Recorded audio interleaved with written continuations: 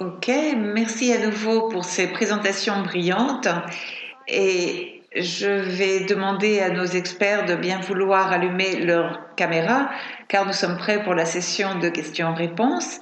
J'invite chaleureusement le public à saisir l'occasion d'envoyer ses questions dans la boîte de questions-réponses qui est en bas de l'interface Zoom. Nous allons bientôt ouvrir notre session de questions-réponses. Avant cela, j'aimerais faire un éclaircissement sur la terminologie.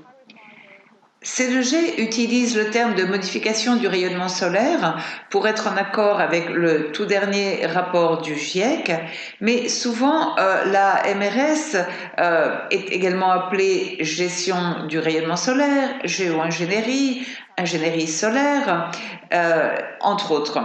Donc il me semblait important de faire cette précision. Donc, avant de prendre des questions de notre public, j'aimerais demander à nos experts de partager leurs pensées, car c'est la première fois qu'ils ont vu les présentations des autres, et ceci leur a peut-être fait venir des questions ou des réflexions à l'esprit. Donc, je vous invite à les partager. Est-ce que j'ai un volontaire?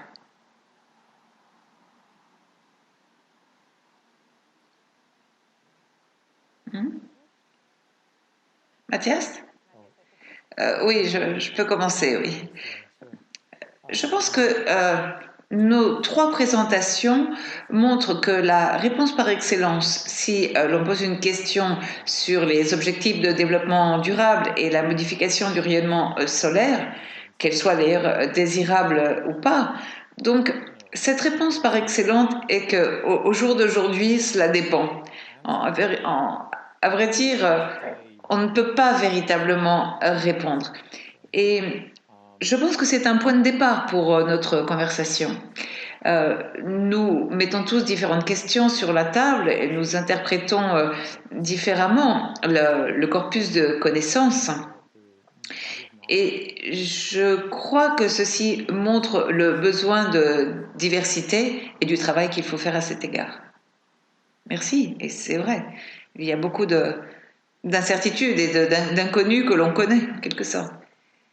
Qui d'autre? Oli? Polo? Oui, nous avons une question et c'est au sujet de l'estimation des bénéfices et du coût, car nous n'avons pas d'estimation des coûts, car la technologie n'est pas encore assez mûre pour être déployée. Alors, comment savoir ce qu'elle va coûter et comment serait la gouvernance de ce système pour payer pour une telle intervention sur le climat? Donc, nous en sommes bien avant ceci car on ne sait même pas si c'est totalement faisable. Nous n'avons pas la technologie pour le faire, donc, et nous ne connaissons pas non plus les conséquences pour le système climatique dans son ensemble. Donc, non, bien sûr, on ne connaît bien sûr pas l'estimation des coûts. Merci Paulo de partager ceci. Euh, Quelqu'un d'autre veut répondre à la question?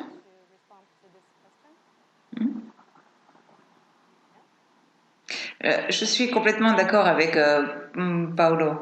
Euh, Si l'on regarde la modification du rayonnement solaire à travers le prisme des ODD et que l'on regarde l'ensemble de la recherche qui existe, on voit clairement qu'il y a énormément de lacunes. Ce n'est qu'un concept préliminaire pour le moment.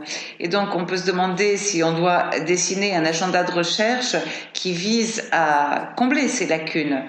Qui pourrait le financer, qui pourrait être intéressé à y participer. Tout ceci, il est trop tôt pour le dire. Et je crois que je serais intéressée par une mise à jour des deux autres experts, car vous êtes beaucoup plus informés que moi du processus du GIEC. Y a-t-il des mises à jour qui vont être donc incorporées dans les prochains rapports d'évaluation qui sont en cours? Bien, merci. J'ai une question. Si nous n'utilisons pas la MRS, pouvons-nous réalistement d'atteindre les ODD, étant donné le manque de progrès dans nos tentatives de nous attaquer aux émissions à ce jour?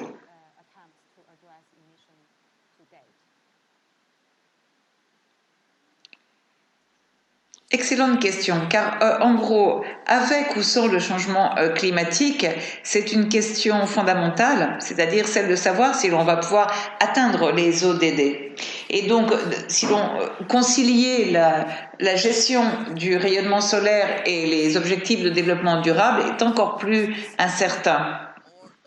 Les ODD sont une des lignes directrices des orientations pour le développement durable, mais on n'est pas certain que l'on va pouvoir les atteindre en 2030 ou même en 2050, car ce sont des objectifs très ambitieux qui sont absolument nécessaires pour construire une société durable. Mais avec ou sans le changement climatique, ce sont des objectifs très difficiles à atteindre. Mais ce qui est sûr, c'est que le changement climatique va les rendre encore plus difficiles à atteindre, car vont surgir des problèmes, des questions d'eau, des questions alimentaires, la difficulté de soutenir une société qui comptera 10 milliards de personnes à l'horizon 2050. Donc le changement climatique va rendre la réalisation des ODG encore beaucoup plus difficile. Merci Paolo. Quelqu'un souhaite également apporter quelque chose? Oui, je suis d'accord. C'est une tendance générale que l'on peut observer. Je considère que les ODD ne sont pas simplement une étape, mais qu'en réalité, ils sont une trajectoire mondiale vers laquelle nous devrions nous acheminer le plus rapidement possible en ne laissant personne à la traîne. Et donc, je ne répondrai pas à cette question de façon affirmative ou négative, parce que je crois que dans un cas comme dans l'autre, nous connaissons la direction dans laquelle nous devons nous engager, et nous devrions d'ailleurs être sur cette voie depuis longtemps, et chaque élément compte. C'est-à-dire que la poursuite des ODD en tant que telle mérite nos efforts collectifs. Et nous savons que le changement climatique rend la poursuite de ces objectifs encore plus difficile. Et il y a d'ailleurs une interconnexion dont nous parlons dans notre report. Mais c'est très difficile à quantifier et c'est également lié à l'ensemble du défi qui entoure l'arbitrage de ces questions. Est-ce qu'il faut faire plus d'efforts dans un domaine ou est-ce que cela aide ou ralentit les efforts dans d'autres domaines? Il est très difficile de répondre à ces questions, mais nous devrions garder à l'esprit le fait que ces compromis existent et essayer de tirer le meilleur parti possible des synergies.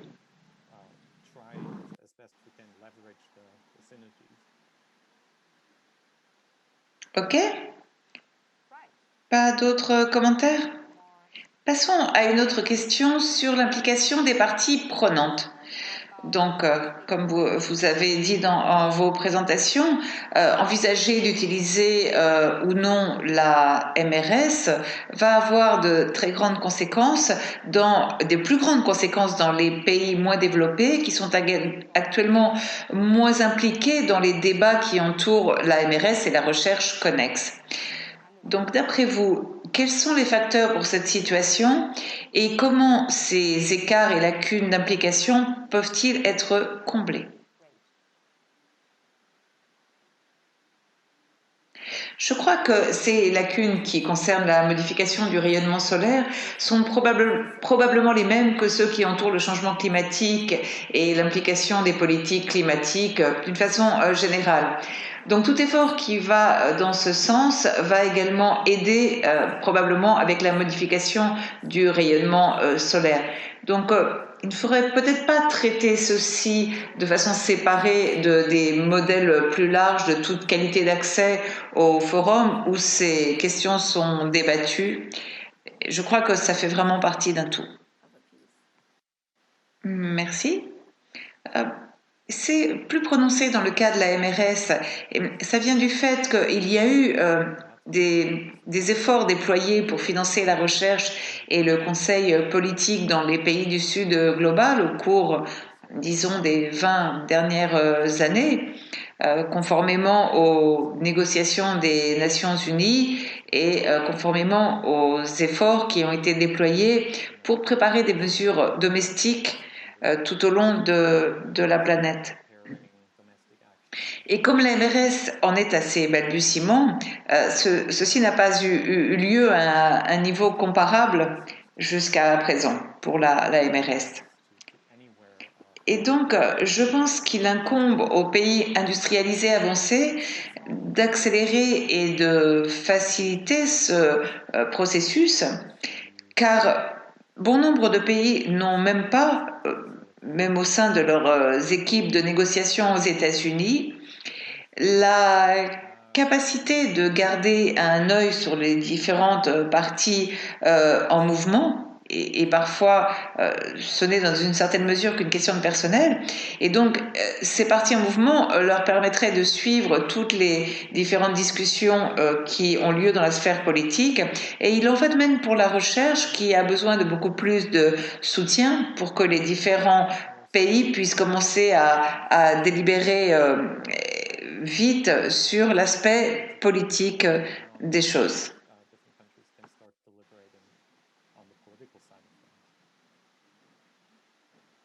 Paolo? Oui, je suis d'accord avec Mathias, mais il y a une question très importante.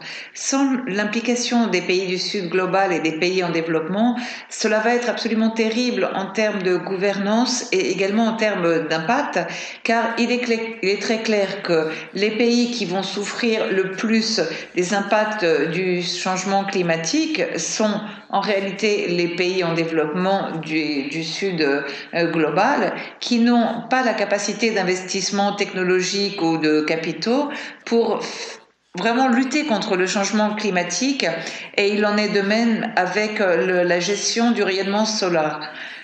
Donc l'implication du Sud global est absolument essentielle. Merci. J'aimerais vous poser une question. Selon tout vous, y a-t-il un processus adéquat pour prendre ces questions en compte et dans lequel on pourrait engager un plus grand nombre d'acteurs du Sud global?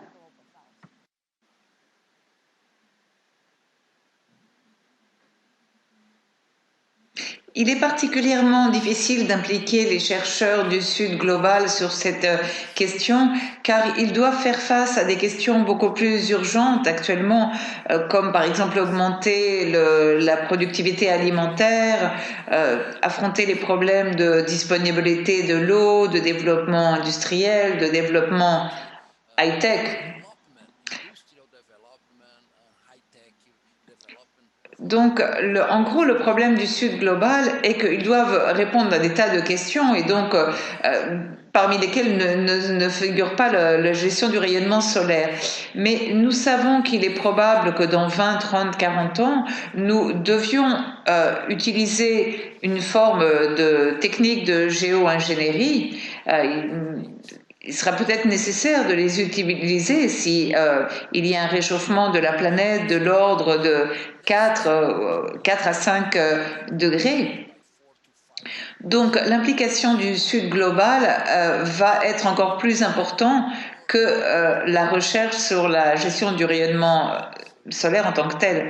Donc c'est une question très compliquée de savoir comment la planète va développer ces choses, avec d'un côté les pays développés et de l'autre les pays en développement, et c'est un jeu complexe dont on ignore l'évolution, et il me semble que des tâches comme celle de l'initiative Carnegie sur la géo-ingénierie va être très importante pour impliquer les pays en développement sur ce bateau le plus tôt possible, afin qu'ils participent davantage à ces efforts internationaux.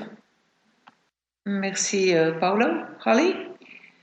Oui, je pense que cela peut permettre de développer tout un vivier de talents et de créer des emplois dans la recherche scientifique. Donc, est-ce que les philanthropes ou d'autres agences euh, du Nord global pourrait financer des postes pour les jeunes chercheurs qui commencent leur carrière dans le Sud global et peuvent-ils le faire d'une façon où les chercheurs n'apprendraient pas simplement à faire de la recherche sur la MRS, mais aussi sur d'autres impacts climatiques et peut-être qu'ils commenceraient leur carrière à étudier ce sujet pendant quelques années, puis ils auraient une capacité qu'ils pourraient utiliser par la suite, mais leur carrière sont plus larges et sont au service de leur communauté. Donc je pense que c'est un programme que les bailleurs de fonds ou d'autres peuvent étudier et qui aurait de grands bénéfices dans 10 ou 20 ans. Oui, je suis 100% d'accord et je pense que les pays industrialisés pourraient aborder ceci à travers des collaborations avec des universités nationales et des universités étrangères, où cette capacité serait encouragée donc par le biais de la collaboration.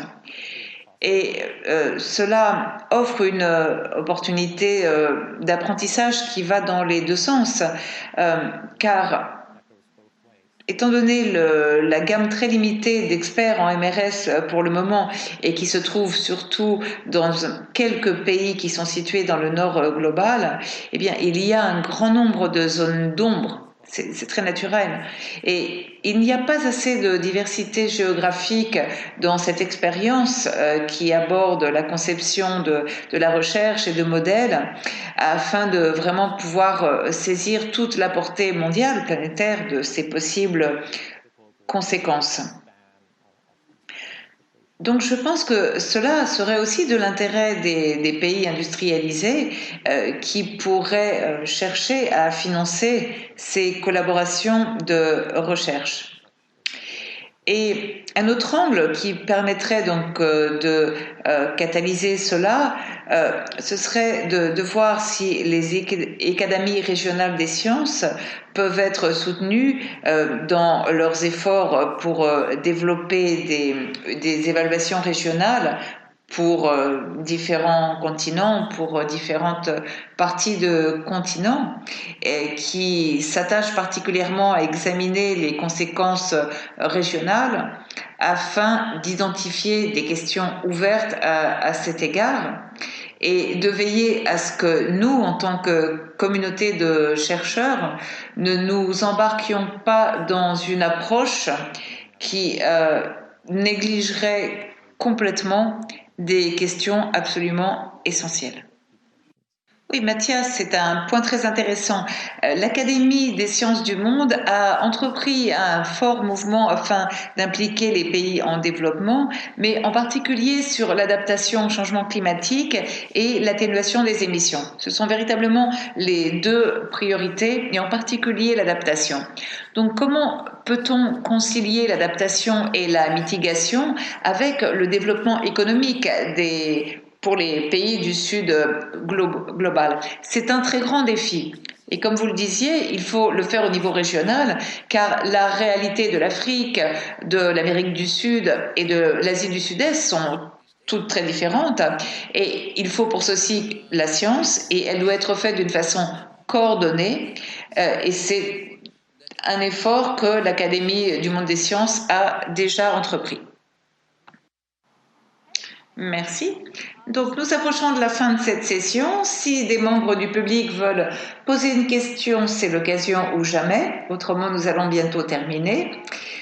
Donc, je vais prendre une autre question. Je sais que ce sont des sujets très complexes et difficiles, mais je veux justement finir en parlant de technologies également qui sont également difficiles. Donc, ce sont des questions sur l'élimination du CO2, l'EDC et la MRS, donc la modification du rayonnement solaire. Donc, nous avons potentiellement besoin d'utiliser l'EDC et la MRS en même temps pour atteindre les objectifs sur le climatique mondiaux. Le cas échéant, comment la gouvernance des deux approches peuvent être coordonnées pour minimiser les effets négatifs sur la réalisation des objectifs de développement durable. Est-ce que j'ai un ou une volontaire pour répondre à cette question?